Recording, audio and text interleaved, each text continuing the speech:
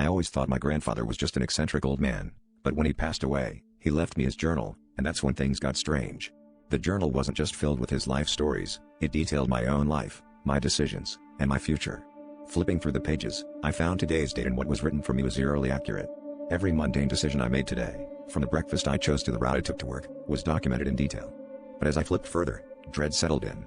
The journal began to describe events that hadn't happened yet, events that included an ominous encounter with a stranger.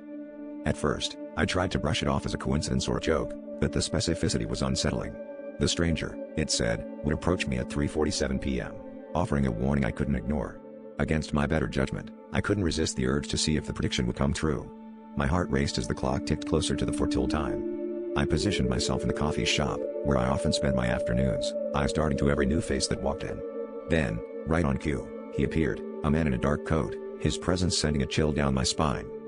He sat across from me without invitation, his voice low as he spoke my name, as if we were old acquaintances. His warning was clear: you need to stop reading the journal.